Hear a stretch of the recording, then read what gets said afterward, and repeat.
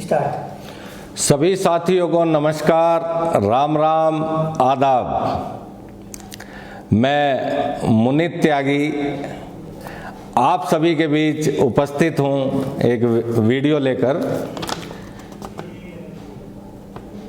मुझे आपके पास आना पड़ा, इसलिए उपस्थित होना पड़ा वीडियो के द्वारा। कुछ लोगों को खुजली बहुत ज़्यादा हो रही है आजकल, और वो खुजली, अरे भाई लिवोसिट्राजिन खा लीजिए, ठीक हो जाएगी। क्यों परेशान करते हो संवर्ग हित में कार्य करने वालों को। तो साथियों, वैसे तो आप मेरे बारे में जानते ही हैं सब कुछ, लेकिन आने का कारण सोशल साइट पे इसलिए है कि मुझे 2-3 दिन से काफ़ी कॉलें आ रही थी कि भाई ये क्या मैटर है। तो इसलिए मैं अपनी बात रखने के लिए आज आप सभी सम्मानित साथियों के बीच उपस्थित हूँ। कुछ, हालांकि मैं किसी के लिए गलत नहीं कहता है, हमारे वो भी फार्मासिस्ट साथी ही, लेकिन पता नहीं किस भावनाओं को लेके, किस मनोदशा, क्या उनका एम है, सिद्धांत क्या है, ये तो हम नहीं समझ पाए आज तक उनका। लेकिन क्या उनका कारण है, लोगों को भ्रमित करते हैं। एक प्राइवेट फैक्ट्री या एक प्राइवेट कंपनी, अरे भाई अगर पढ़ लिख लिए होते, पढ़ के पास हुए होते, तो शायद ये शब्द ना बोलते। तो मैं साथियों बता दूं आपको, संगठन तो कई देश में चल रहे हैं, लेकिन जो सेक्शन 8 के तहत संगठन आते हैं वो सर्वोपरि है। आप गूगल पे जाइए, सीए से बात करिए, अपने जान पहचान के वकील से बात करिए, और चाहे तो आप आरटीआई डालिए केंद्र सरकार को, वो भी आपको बता देगी कि सेक्शन 8 क्या है। असल में खुजली का कारण एक और भी हो सकता है कि जो भी सरकारी सुविधाएं आती हैं, या मान लीजिए भगवान ना करे पिछली बार एक अभी कोरोना आया था, तब तो शायद सेक्शन 8 के तहत कोई संगठन नहीं था, लेकिन मान लीजिए कोई महामारी आती है या कोई योजनाएं आती हैं, वो हमेशा, आप जानते हो पढ़े लिखा समाज है हमारा फार्मासिस्ट, सब सेक्शन 8 के, क्योंकि 2019 में एक कानून आ गया था जो मोदी जी द्वारा लाया गया था, उसमें ये साफ साफ लिखा है कि इन्हें सब जितने ऑफलाइन है इन्हें ऑनलाइन करिए, इनका डाटा हमारे पास है ही नहीं, क्या है ये क्या नहीं। एक बार रजिस्ट्रेशन 50 रुपए में रजिस्ट्रेशन होता है एक गली में, और कराने के बाद में आदमी देखता ही नहीं है, ऑडिट ही नहीं कराता। लेकिन क्या है, सेक्शन 8 के तहत आपको सभी आपकी जानकारियां, सभी हमारे जो हम काम कर रहे हैं संवर्ग के लिए, वो सब गवर्नमेंट की नजरों में होते हैं। सेक्शन 8 का ये फायदा है। अरे हमने तो किसी को रोका नहीं है, आप भी सेक्शन 8 बना लीजिए। आपको जलन क्यों है इतनी सेक्शन 8 से? भाई सेक्शन 8 का मतलब क्या है? सेक्शन 8 का मतलब वेलफेयर। वेलफेयर मतलब किसी भी वेलफेयर में, किसी हम फार्मा संबंधित वेलफेयर के लिए कार्य कर रहे हैं। तो लोगों को भ्रमित मत करिए।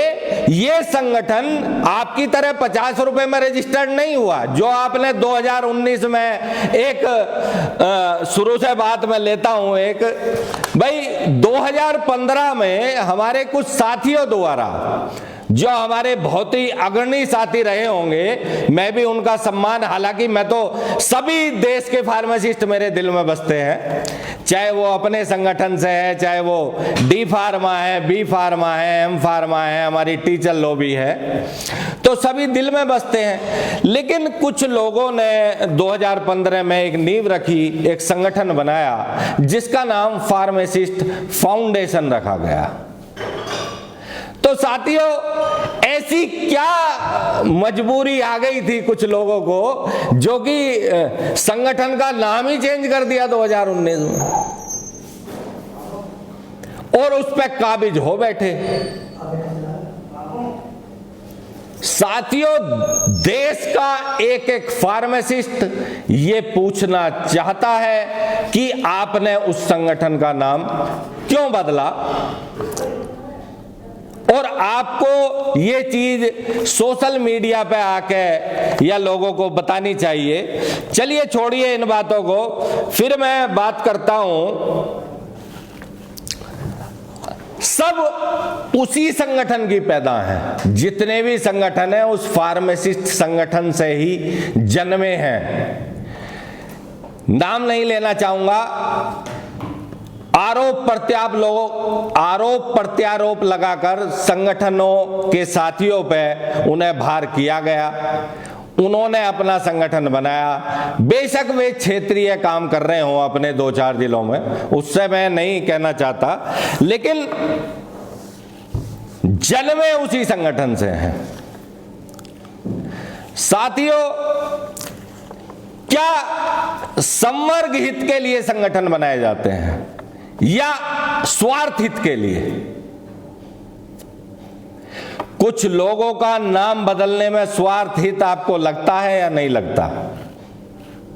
नाम क्यों बदला गया? जब उत्तर प्रदेश में सबसे पहले संगठन बना फार्मासिस्ट फाउंडेशन के नाम से, उसका नाम इन लोगों ने क्यों चेंज किया, यह भी एक चिंता का विषय है। नाम चेंज करने के बाद में उसके बायलॉज में सारे व्यक्ति अपने रखे गए ताकि भविष्य में चुनाव हो तो हम ही अध्यक्ष रहें आजीवन।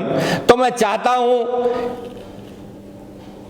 पिछले 5 साल में एक भी बार, जबकि उस संगठन की एक बायलॉज है उसमें लिखा हुआ है कि हर 3 साल में राष्ट्रीय टीम का चुनाव होना चाहिए, तो मैं ये भी जानना चाहता हूं कि वो चुनाव आज तक क्यों नहीं हुआ? क्या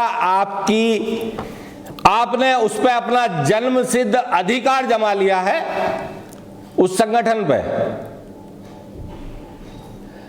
साथियों, बात करते हैं उस चुनावी दौर की। मैं धन्यवाद करता हूं, हालांकि धन्यवाद मैं हर फार्मासिस्ट का करता रहता हूं जब भी मेरी किसी से मुलाकात होती है, लेकिन आज सभी साथियों के बीच उपस्थित हूं तो मैं फिर से धन्यवाद करना चाहता हूं अपने सभी 12 प्रदेश के सभी फार्मासिस्ट साथियों का कि आपने अपने 4 प्रत्याशियों के लिए मेहनत की। मैं हमेशा आपका आभारी रहूंगा और मैं अपने बाकी 3 साथियों की तरफ से भी आपको आभार व्यक्त करता हूं। साथियों, संगठन UWPA क्यों बना? UWPA के बनने का कारण, जब चुनाव का रिजल्ट आ गया, रिजल्ट आने के बाद में समीक्षा मीटिंग की डिमांड करी गई कि आप समीक्षा मीटिंग करिए, लेकिन आप यकीन मानिए समीक्षा मीटिंग आज तक नहीं हुई। और एक इन लोगों ने मीटिंग की भी थी वहां लखनऊ के अंदर, लेकिन आपको ध्यान होगा उसमें कोई भी प्रत्याशी या हमारे मुख्य चुनाव प्रभारी उपस्थित नहीं थे। तो ऐसी मीटिंग का क्या फायदा, ऐसी समीक्षा का क्या फायदा जहां पीड़ित उपस्थित ना हो? मैं चैलेंज करता हूं इन संगठन चलाने वालों को, इन बेरोजगार की विचारधारा के साथ समझौता करने वालों को, अगर दम है तो समीक्षा मीटिंग रखिए और चारों प्रत्याशी वहीं खड़े मिलेंगे और जो आपने किया है उसका जवाब हजारों फार्मासिस्ट के सामने दिया जाएगा। अरे आप एक बात बताइए, आपने मेरी विरोध के बावजूद या बाकी प्रत्याशियों के विरोध के बावजूद समझौता क्यों किया, गठबंधन क्यों किया? और अगर गठबंधन किया तो उसके बदले में आपको क्या मिला, यह भी आपको सभी सम्मानित साथियों के बीच बताना चाहिए। अरे ये एक विचारधारा है। आप ये तो सोचते नहीं कि संवर्ग हित में काम, हम इतने हैशटैग चला रहे हैं। अभी हमने PPR 15 का हैशटैग चलाया, अभी हम गवर्नमेंट नियुक्ति का हैशटैग चला रहे हैं। आप पिछले 6 महीने का या 1 साल का मुझे बता दीजिए कि आपने संवर्ग हित के लिए क्या किया। क्या आप राजनीति करने के लिए संगठन में आए हैं? ये तेरा जिला अध्यक्ष, ये मेरा जिला अध्यक्ष, अरे संवर्ग हित का कार्य करिए। या खाली फेसबुक पे आके और लाइव आ जाने से कुछ होता है? आप वही प्रदेश अध्यक्ष है ना जो एक गोरखपुर मीटिंग कराई थी, उसके बाद में 75 जिले आपको याद नहीं रहे कि जो और भी मीटिंग कहीं होनी है? सत्य कड़वा होता है। आपको मैं साथियों, मैं चाहता नहीं ये तर्क वितर्क करने, मैं अपना सभी साथियों का मुझे प्यार मिला, हम अपना संगठन चला रहे हैं, संवर्ग हित में कार्य कर रहे हैं, चाहे हमारी कंपनी है चाहे कुछ भी है। अरे हम गवर्नमेंट को डाटा तो देते हैं, हर माह हमारा ऑडिट तो होता है। मान लीजिए हमने 100 रुपये मेंबरशिप के लिए तो उसका भी तो डाटा हम गवर्नमेंट को जाता है बराबर। हम आपकी तरह तो है नहीं। ऑफलाइन ले लिए, मैंने भी कई बार 1000, 2,000, 15,000 रुपए भी दिए हैं जब मैं पुराने संगठन में था।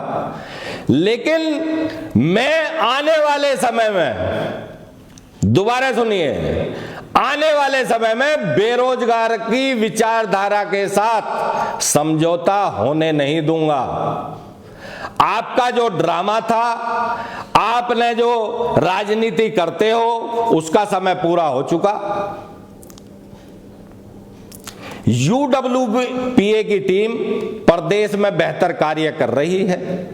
हमारे 3 मंडल अभी बाकी हैं जहां हमारी कार्यकारिणी नहीं है, वहां भी हम अगले 1 माह में बना देंगे।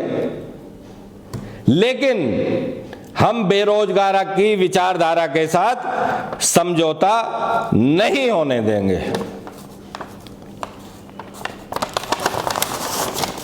मैं तो चाहता हूं कि आप संवर्ग हित में कार्य करें। फार्मासिस्ट भी आपका सम्मान करेंगे, हम भी आपका सम्मान करेंगे। आप क्यों संवर्ग हित में काम करने वालों की टांग खींचते हैं? अरे कोर्ट का रिजल्ट आया, एक बार उस पे भी बता देते। जब 2500, 3 3500 रुपए लिए थे, उसका रिजल्ट भी आया क्या? हम तो ये कहते हैं अगर कोई गलत प्रक्रिया के द्वारा बना है और वो हटाया गया है तो अच्छी बात है, इसमें इतना खुश होने की क्या जरूरत है? जो जैसा कर रहा है वैसा भर रहा है। लेकिन उन जो नियुक्ति के लिए उपकेंद्र की पैसे लिए गए थे, उसका भी एक बार लाइव आके बता दो कि हम इतनी पैरवी की और ये यहां तक पहुंच गया मैटर, या इसमें ये डिसीजन आने जा रहा है, तो हमें अच्छा लगेगा। या खाली पहली सिर में दर्द अपने भी, फार्मासिस्टों के भी। अरे संवर्ग हित में काम करिए, हैशटैग चलाइए, सरकार तक अपनी बात पहुंचाइए, राजनीति मत करिए। फार्मासिस्ट राजनीति नहीं चाहता,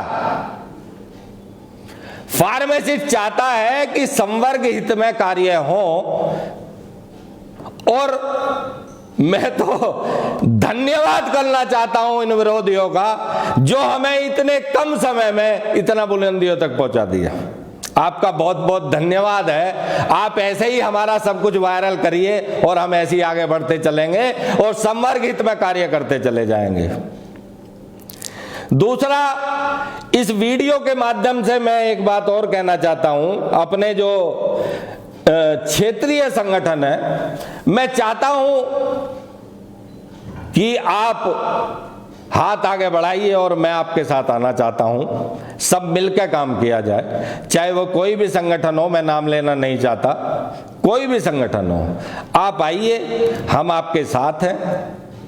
संवर्ग हित के लिए कोई कार्य करना चाहता है तो हम सदैव उसके साथ हैं। साथियों, वीडियो बहुत लंबी हो रही है, थोड़ा अपलोड होने में टाइम लगता है, तो जरूरत पड़ेगी तो मैं 10-15 दिन बाद फिर आऊंगा एक वीडियो लेकर, और ये वीडियो का सिलसिला अब चलता रहेगा, कोई दिक्कत नहीं है, क्योंकि क्रिया प्रतिक्रियाएं चलती रहती हैं। लेकिन एक शब्द, एक बात अपनी थोड़ी कहना चाहूंगा। एक हमारे महासचिव जी हैं, राष्ट्रीय महासचिव जी, जब वो दूसरे संगठन में थे, हम भी थे, वो भी थे, तो उन्होंने एक समीक्षा मीटिंग रखी थी, तो वो आए नहीं थे, कोई नहीं आया था, उनकी बात को इग्नोर कर दिया था। लेकिन मैं फिर कहना चाहता हूं सभी अपने सम्मानित फार्मासिस्ट साथियों से और उन बेरोजगार की विचारधारा के साथ समझौता करने वालों से कि 22 तारीख 22 अक्टूबर आप आइए लखनऊ में, समीक्षा मीटिंग रखिए, तब दूध का दूध पानी का पानी होगा। आप कुछ बोलते रहें, कोई फर्क नहीं पड़ता, मैं कुछ बोलता रहूं, कुछ फर्क नहीं पड़ता। और दूसरी बात यह है कि वीडियो, और ये तो वीडियो समय जब सही आएगा उस वीडियो का तो वो जारी कर दी जाएगी, इसमें आप इतना क्यों परेशान हैं? वो वीडियो भी जारी करी जाएगी जो आपने समझौता किया था। वोटें पोस्ट हो रही हैं गाजियाबाद से, पता चल रहा है लखनऊ में विरोधियों को आपकी वोट आई या नहीं आई। अपनी हर एक बात रखूंगा, लेकिन तब रखूंगा जब समीक्षा मीटिंग होगी। और अपने सभी फार्मासिस्ट साथियों को बता देना चाहता हूं, आप कोशिश करिए कि ये समीक्षा मीटिंग हो, पता चले लोगों को कि गलत मैं हूं या गलत वो हैं। साथियों, मैं मुनीत त्यागी फिर आपसे एक बार कह रहा हूं, ये सर हमेशा संवर्ग हित के लिए आपके सम्मान को झुकने नहीं दूंगा, कभी भी आपके लिए लड़ता रहूंगा। मेरे साथी आपके लिए हमेशा कार्य करते रहेंगे, लेकिन मैं संगठन में या फार्मासिस्ट साथियों में राजनीति नहीं चाहता, न मैं राजनीति वाला आदमी हूं, सीधा साधा आदमी हूं। दूसरा, मैं आप सभी प्रबुद्ध साथियों से एक रिक्वेस्ट करूंगा कि अभी हमारा एक हैशटैग अभियान गवर्नमेंट जॉब चलाया जा रहा है। आप भी अपना कीमती समय निकालकर एक छोटा पोस्ट कार्ड 50 पैसे का आता है, उस पर अपनी बात लिखिए और सरकार तक पहुंचाइए। साथियों, इसी के साथ मैं आपसे विदा चाहता हूं और जल्द आपके साथ फिर रूबरू होऊंगा। इसी के साथ ही नमस्कार।